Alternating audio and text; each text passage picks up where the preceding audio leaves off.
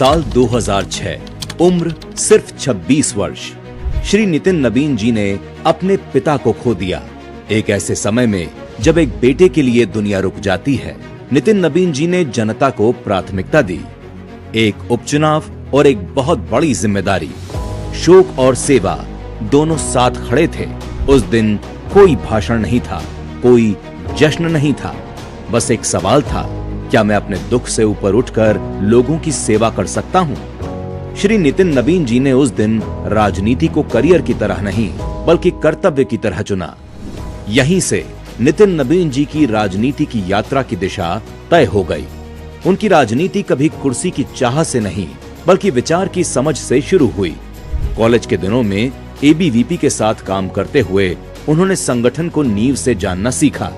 विचार, अनुशासन और सेवा, यही उनकी पहली पहचान बनी।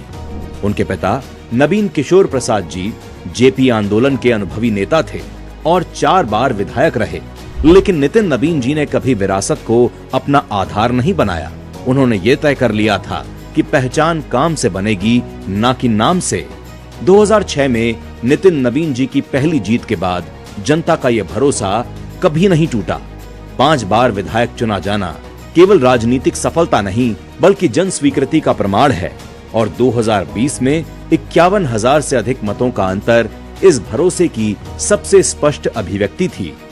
भारतीय जनता युवा मोर्चा में राष्ट्रीय महामंत्री के रूप में उन्होंने संगठन को राष्ट्रीय दृष्टि से देखा।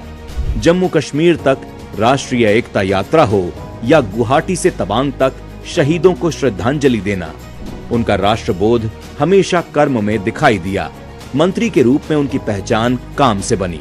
सड़क निर्माण और गांवों को मुख्य धारा से जोड़ना हो या आशा और ममता कार्यकर्ताओं के लिए कल्याणकारी पहलें शुरू करना हो, नीति और संवेदना नितिन नबीन जी के लिए हमेशा साथ चली।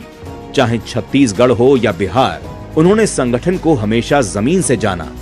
आज भारतीय जनता पार्टी ने इस अनुभव, इस अनुशासन और इस निरंतर सेवा को पहचाना है और राष्ट्रीय स्तर की जिम्मेदारी देकर सम्मानित किया है। श्री नितिन नबीन जी का यह सफर सिर्फ एक व्यक्ति की उपलब्धि नहीं है, ये उस राजनीतिक संस्कृति का प्रमाण है जहां प्रतिभा को पहचाना जाता है, अनुभव को परखा जाता है और सेवा को नेतृत्व में बदला जाता है। भारतीय जनता पार्टी ने एक बार फिर ये सिद्ध किया है कि यहाँ नेतृत्व विरासत से नहीं, बल्कि योग्यता से चुना जाता है।